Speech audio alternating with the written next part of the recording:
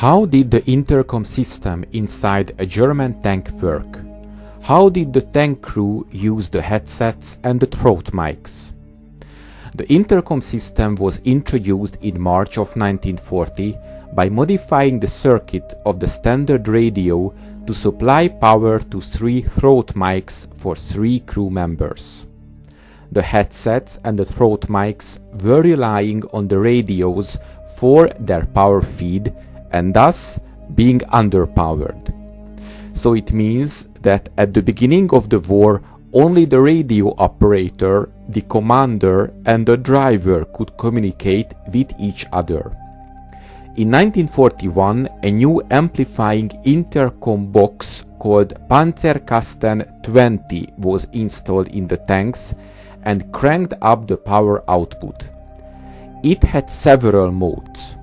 The simplest one was the Funk und Board, so radio and internal, was selected with a switch. This mode linked the 2 speech channels, allowing everybody to hear everybody. In transmit mode, everyone's voice was broadcasted in the same time.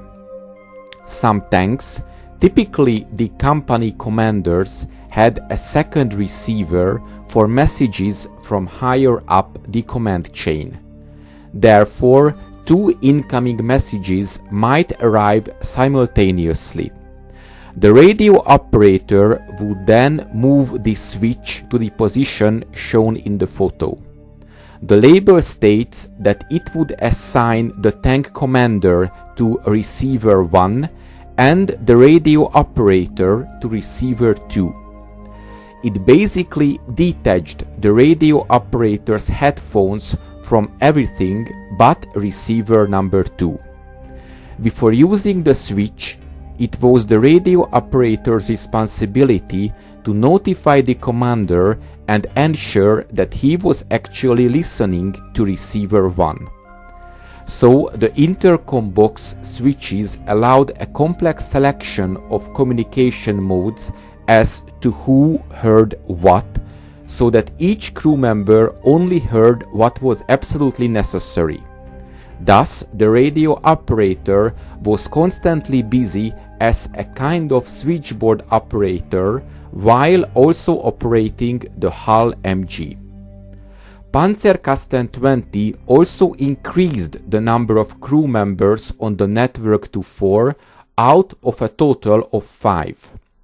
The new network member was the gunner, who could also participate in the onboard communication, which could be a decisive factor in a tank battle.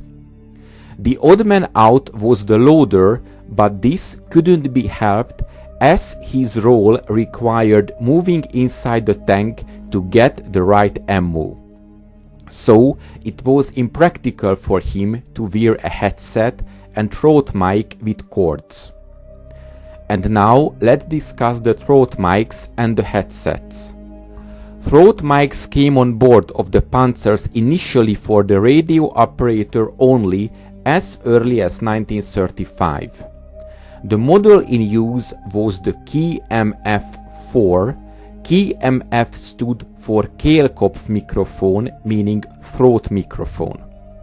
This would have been used also on the Panzer III and Panzer IV by the commander, radio operator and driver.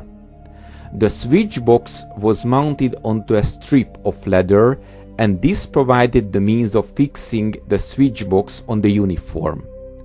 On and off was done through the black and white buttons on the side, while the ribbed push button seen on the side in later models was located at the front on this model.